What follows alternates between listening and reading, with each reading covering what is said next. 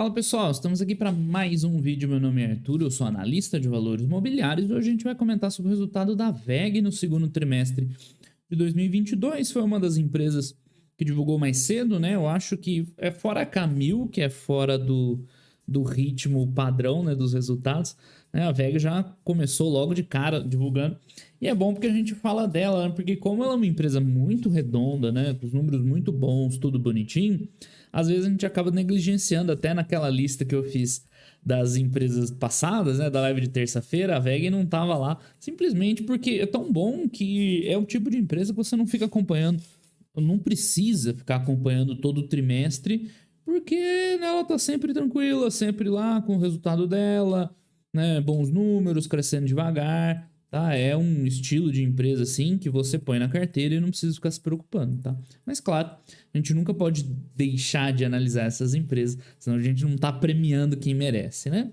O resultado da WEG é super simples, tá? O release dela, eu vou aproveitar para tocar nos outros pontos aqui.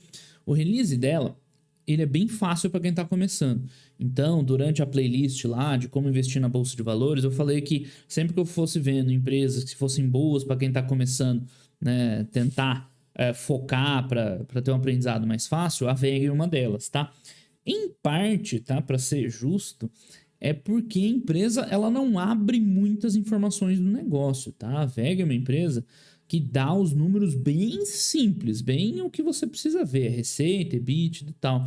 Ela poderia dar mais detalhes sobre o negócio dela, como é que tá o backlog, carteira de pedidos, mas ela prefere, né, reportar dessa forma bem enxuta. É um problema? Não, né? Porque não é uma falta de transparência. Só que ela não abre alguns detalhes, e aí tem até a questão de, né, competição e tal, né, de não passar informação sensível para competidores. É normal, é aceitável, mas a análise dela acaba ficando limitada, porque o que a gente vai ver? Ah, a receita subiu, né? Melhorou o último trimestre, melhorou ano contra, desculpa, no último trimestre, ano contra ano, né? A gente não tem muito subsídio para dizer, não, o mercado disso tá aquecido. Vou dar exemplos, tá?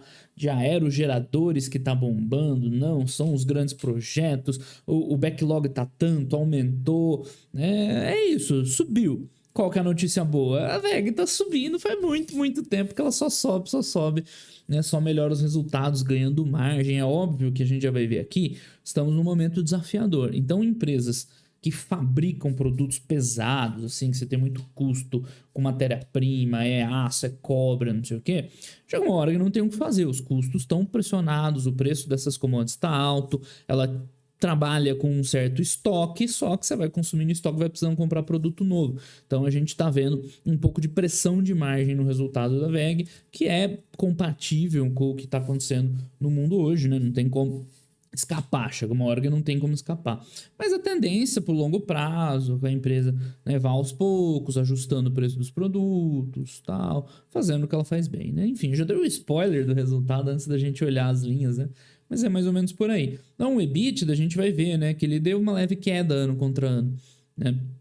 Com uma margem até que grande a queda de margem, né? Não foi pequena.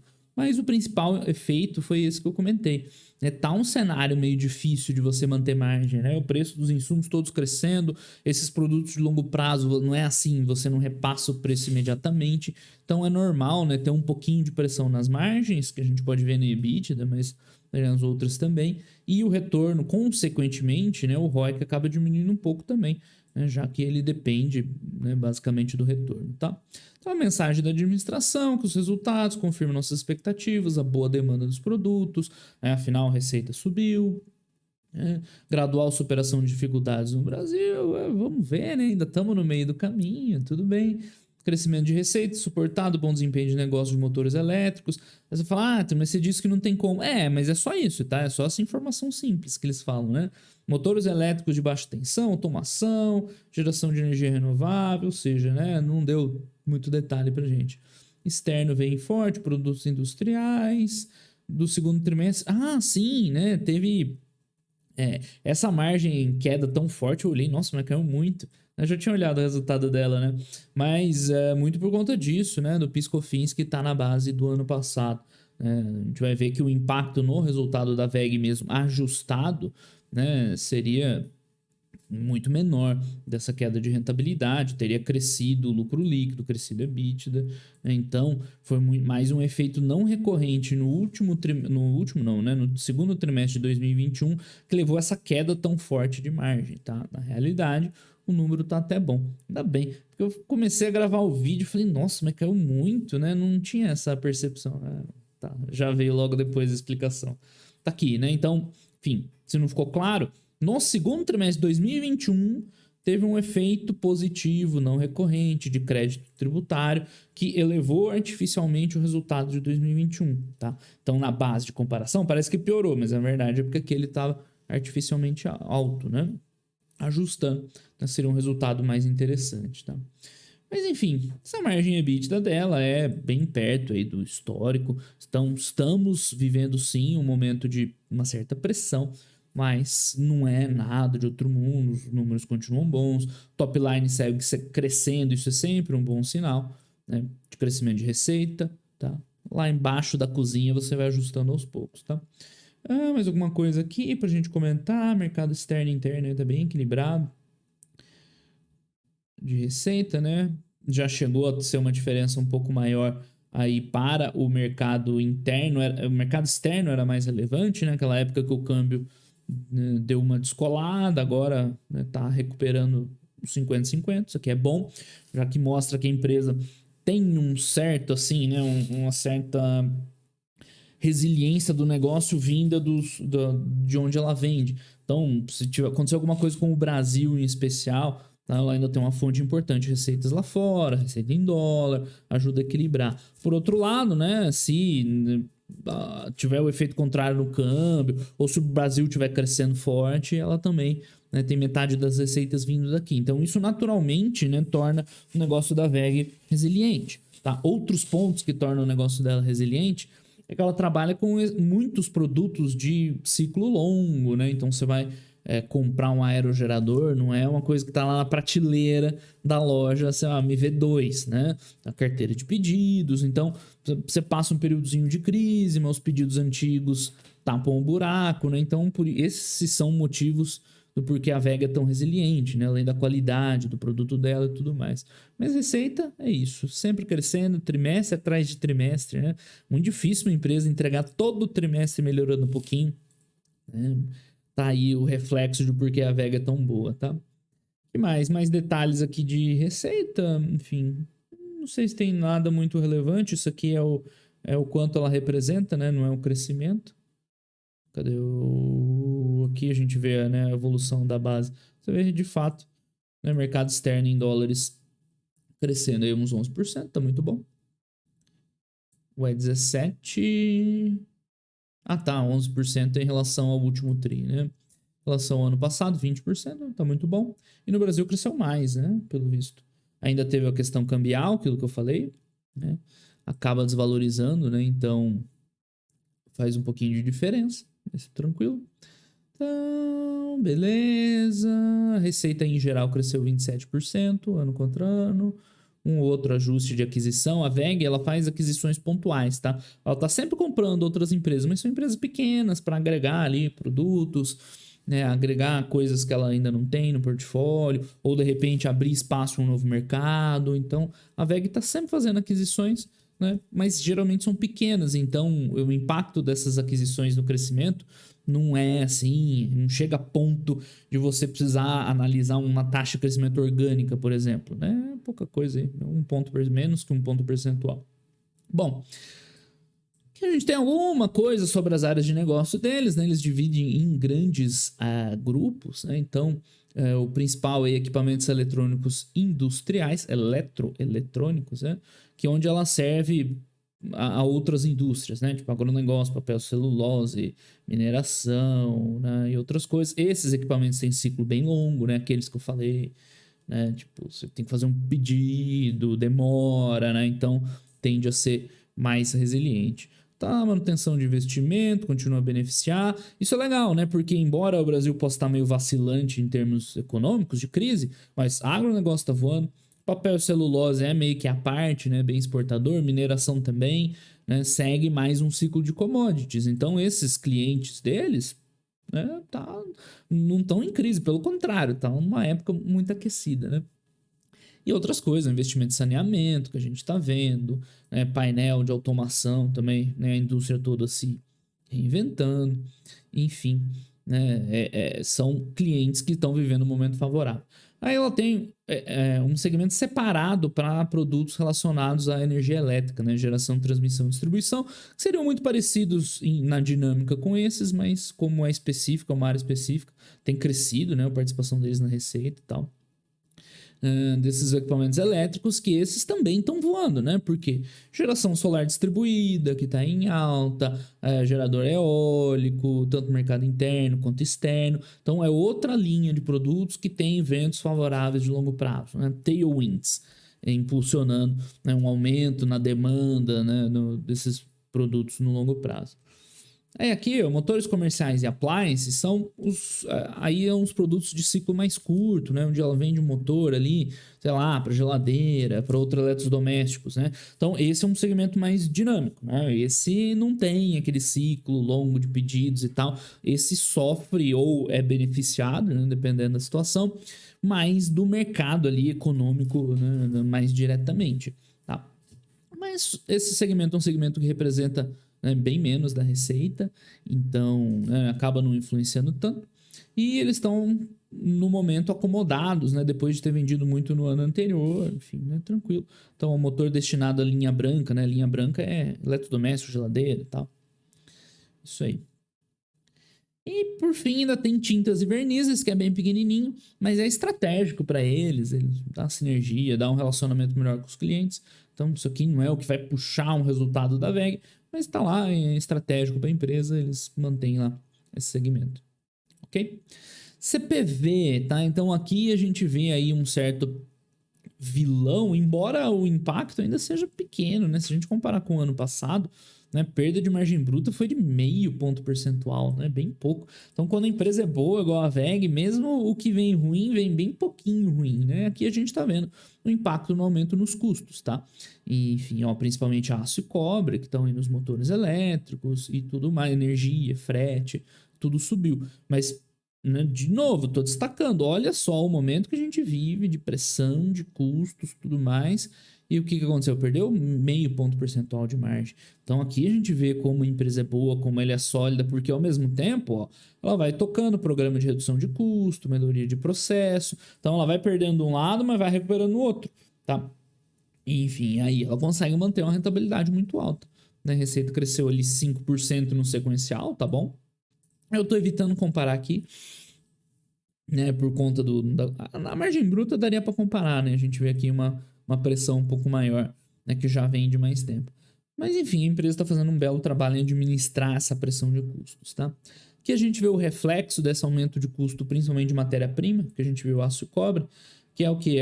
O preço dos materiais representa uma parcela um pouquinho maior que no ano passado, né? Principalmente pelo fato deles estarem puxando esse aumento nos custos, né? Por isso que eles representam mais. Só que é importante ver também, normalmente as empresas industriais têm esse perfil, o principal custo é matéria-prima, por isso que elas acabam ficando meio reféns, né? Quando aumenta o preço de aço, de cobre, qualquer que seja a matéria-prima da indústria que a gente está falando, vai aumentar o CPV e não tem muito que a empresa fazer. Vai fazer o quê? Diminuir o aço que tem no mundo. Não, nós usamos tanto de aço, vamos cortar pela metade, não tem como, né? Despesa de pessoal também é difícil de administrar, né? Então essas empresas acabam ficando meio presas, né, nos custos que elas têm, tá? Mas mesmo assim, quando a empresa é boa, aquilo que eu falei, né? Ela vai lá, corta custo em outro lugar, melhora o processo, otimiza, ó, o custo de pessoal como reduziu. Né, isso aqui provavelmente tem a ver com headcount, né, otimizando, porque cortar salário não cortou. Né, então, otimizaram processos, conseguindo trabalhar com menos gente. É assim que uma empresa competente dá a volta, né, nesses problemas. Despesa geral administrativa, nada demais a comentar, né, segue crescendo em linha aí com as receitas e tal. E aí o EBITDA, a margem EBITDA, carrega esse impacto da margem bruta, né? Uma leve pressão e aqui crescendo um pouquinho mais, por isso que perdeu um pouquinho de margem, né? A margem EBITDA sem contar o não recorrente, agora sim, né? 1 ponto percentual menor, né? Claro, a gente sempre quer ver as empresas ganhando margem e tal, alavancando, mas diante de tudo que está acontecendo, é bem razoável e aceitável esse resultado aqui, tá? Agora sim, eu tô vendo o número certo. Agora eu levei um susto, vou gravar o vídeo, o resultado tá diferente do que eu achava. Enfim. Isso que eles estão falando, né? Incertezas com cadeia de suprimentos global, aumento no custo de matéria-prima, né? Mix de produtos e tal, pressionaram um pouco as margens, né? Mas a gente vê 1 ponto percentual no EBITDA, é sussa, né? Bem tranquilo. Esses 6 pontos, né? Claro, tem no recorrente aqui no meio. Enfim, resultado líquido no final. Falei que o release dela é super simples, né? 900 milhões. Caiu em relação ao ano passado por conta do não recorrente. No resultado linear aqui, né? Em relação ao último, quando você tem um período difícil assim para comparar, porque é não recorrente, ou você faz o ajuste, que eles acho que não colocaram. Ah, não, tem aqui o ajuste. Desconsiderando os ajustes, o lucro teria apresentado crescimento de 6%. Tá tranquilo, né? Pressão na margem, de fato, porque além disso, né, além da queda aqui, né, na pressão na margem EBITDA, ainda teve pressão depois, né, resultado financeiro, mas, né, bem aceitável, tá? Lucro crescendo, uma pressãozinha de margem, frente a tudo que tá acontecendo, tá bom demais para ser verdade, né? Quer dizer, é verdade, né? A gente espera que seja verdade. O fluxo de caixa aqui é um pouco mais irregular. Você olhar o fluxo de caixa trimestral dessas empresas, né? Tem um pouco mais de variação, mas vamos ver se tem um gráfico aqui, né? Mas a geração de caixa da Vega é tão redonda, né? Que a gente pode simplesmente ignorar, né, o caixa que a empresa tinha. Ela fez bastante investimento, foi aquisição, né? Ah, não, isso aqui é aplicação financeira. Então, deixa pra lá. Tá, captamos, remuneração capital próprio, dividendo, a empresa está redonda, né? Não muito comentar. Isso aqui é aquilo que eu disse lá na aula de DFC, né? Entra na linha de investimentos quando a empresa aplica dinheiro, né? Tipo em produto financeiro, aí, um CDB da vida, tá? Ou seja, né, parece que ela está queimando, né? Gastando muito, investindo muito mais do que ela gera operacional, mas na verdade é só dinheiro sendo aplicado aqui, né? Nada demais. Enfim, o ROIC dela, né, levemente menor mesmo, tirando o não recorrente, mas sem problema nenhum, ainda num nível muito alto. Aqui é o CAPEX de verdade, o investimento que a gente leva em conta, né? Isso aqui mais aquisições. É bem tranquilo frente à geração de caixa da empresa, mas é importante que ela vá, né, sempre ali investindo para desenvolver nossos produtos, para crescer, para coisas novas. Então é razoável aquilo que eu falei, né? Às vezes vai ter trimestre que vai investir menos, outros mais. É melhor nesse ponto aqui olhar o fechamento do ano, mas o CAPEX dela é bem tranquilo frente à geração de caixa da empresa, né? Esse é um outro gasto importante, ver o que ela está gastando em pesquisa, em desenvolvimento, para justamente continuar crescendo no futuro, né? Mas é 2% da receita, tranquilaço. Esse é o gasto do bem. Disponibilidade de endividamento, aqui a gente vê que a empresa tem caixa líquido, né? Super tranquilo. Ela chegou a rodar com muito caixa líquido uns 2 anos atrás. A VEG tinha um caixa imenso, tá? Que aos poucos ela foi distribuindo na forma de dividendos, né? Até ficar com caixa, né, mais enxutinho. Tem problema nenhum. Empresa super geradora de caixa, tinha um caixa sobrando, né? Distribuiu para seus acionistas na forma de dividendo, tá? Certíssimo. Que ela continua investindo para crescer e tudo mais, certo? E hoje roda praticamente zerado de dívida, né? Bem tranquilo. Na verdade, ela tem dívida, mas ela tem mais dinheiro em caixa do que a dívida dela. Então, ela consegue, né, administrar esse financeiro aqui com muita tranquilidade, tá? Então, dividendos, ela pagou bastante dividendo recentemente. Recentemente, eu digo nos últimos anos. Ela estava com caixa, vamos ver aqui o histórico dela aqui. Ela chegou a ter um valor bem grande, assim, de caixa. Isso aqui tá anual. Aqui, ó, ela chegou a ter nesse ano, né, 4 bi e meio de caixa para 1 bi e meio de dívida, ou seja, 3 bilhões de reais em caixa, certo? E aí ela aumentou, o que ela fez? Começou a aumentar o pagamento de dividendos, né? Meteu o dedo nos dividendos, botou pro acionista, né? Eu já falei mal disso aqui em outras empresas, tipo M Dias, por exemplo, né? Mas qual que é a diferença? A M Dias está pagando um dividendo que não está entrando no caixa dela, né? Tá usando uma grana que poderia fazer falta no negócio. A VEG, ela também pagou mais dividendo do que entrou de caixa operacional. Mas enfim, além das questões de capital de giro aqui que a gente já discutiu em outros vídeos, depois eu falo ali quando chegar no caixa. ela tinha grana para queimar, ela estava cheia de grana no caixa, ela pode se dar o luxo de gastar um pouco mais pagando dividendo num período, ela continua tudo equilibrado, sobrando dinheiro, zero dívida, né? Então é aceitável uma empresa assim, que é redonda, que é tranquilo, tem receitas previsíveis, geração de caixa previsível, não tem muitos compromissos de CAPEX, ir lá e aumentar por um tempo o pagamento dos dividendos para os acionistas, tá? É absolutamente tranquilo, tá? O que não pode acontecer é isso numa empresa que não tem essa capacidade, tá? Essas condições. Então é isso, o VEG abriu a carteira e entregou, né, o excedente. Excedente de caixa é uma palavra que eu não gosto de jeito nenhum, né? Porque não existe excedente de caixa, quanto mais melhor. A empresa pode usar de várias formas quando não tem nada mais interessante, né? Nenhuma aquisição, nenhum projeto rentável para ela tocar. Distribui para os acionistas, isso aí é a cartilha da gestão corporativa de empresas, tá? Então, tem mais uma joint venture, além daquela aquisição, né, aquilo que eu falei, ela vai tocando assim, com pequenos negócios, ó, abrindo espaço na Argélia, norte da África, bem redondinho, pé no chão. Então é isso, redondíssima a VEG, não tem muito o que falar, a DRE é super simples. Em parte é simples porque eles não abrem muitas informações, ok, tá no direito da empresa, tá? Mas de fato o resultado dela é bem redondinho, tá? Não tem muito o que falar, balanço patrimonial. Deixa eu só comentar o que eu falei da questão do capital de giro, né? Então, nesse mundo aí pandêmico, pós-pandêmico, a gente viu lá que a VEG passou por um período de baixa geração de caixa, né? O que poderia ser meio, né, dar um pouco de susto aí na galera.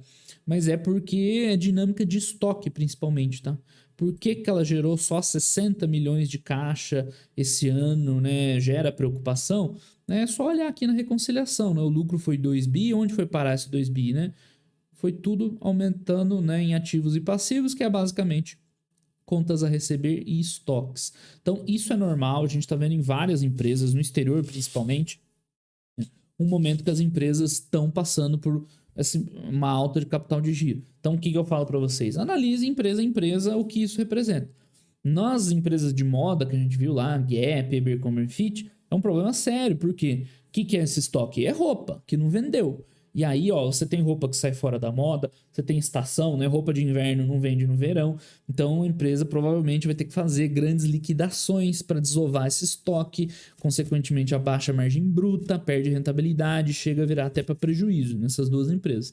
Para a VEG, esse aumento de estoque é sussa, porque matéria-prima não tem problema, aço, cobre, não sei o que lá, tá aumentando, né, os preços. Faz parte aumentar o estoque. E mesmo produto acabado, a VEG não roda com estoque de produto acabado, né? Pelo contrário, ela roda com backlog e tal. Então, é normal ter esse aumento nos ativos e passivos. Boa parte da grana da empresa, né, tá ficando presa nesse capital de giro, mas à medida que a situação, né, melhorar e tal, conseguir girar um pouquinho isso mais, aumentando as vendas lá na frente, né, vai normalizando esse nível de estoques e liberando dinheiro aqui embaixo, tá? Então, não é preocupante, pelo menos não por enquanto, né? Enfim, poderia piorar a situação, ela começar a não conseguir vender, aí é outra conversa. Mas não aconteceu, não vamos se preocupar com o que ainda não aconteceu, tá? Então, esse é o porquê da geração de caixa dela está vindo um pouco abaixo, tá ficando muito dinheiro preso no capital de giro, aumentando contas a receber, que se não tiver inadimplência, uma hora esse dinheiro entra, e estoque, né, propriamente dito, que ao longo do tempo a empresa vai lá gerenciando e vendendo e vai normalizando esses níveis de estoque, né? Dá para ver no balanço patrimonial também, né, o aumento nos estoques, certo? Então, agora 7 bi e meio, quando um ano atrás era 4 bi. Então, a empresa tem aí, né, 2, 3 bi quase de dinheiro parado em estoques, né? Na hora que ela for vendendo, vai revertendo em dinheiro para a empresa. Expliquei isso naquele slide do ciclo de caixa lá da DFC, tá? Ok, né? Esgotamos a VEG aqui, empresa que é tranquila, boa, bons resultados, leve pressãozinha de margem, né? Mas mesmo assim, muito melhor do que encomenda, pelo menos foi na minha opinião. A empresa vem passando aí por um bom período, mesmo com certas dificuldades de mercado. Tá certo, pessoal? Então esse foi o vídeo. Resultado da VEG no segundo trimestre de 2022, começando aí meio que a temporada. Então, esse foi o primeiro de vários vídeos. Muito obrigado aí para todo mundo e até os próximos vídeos. Valeu!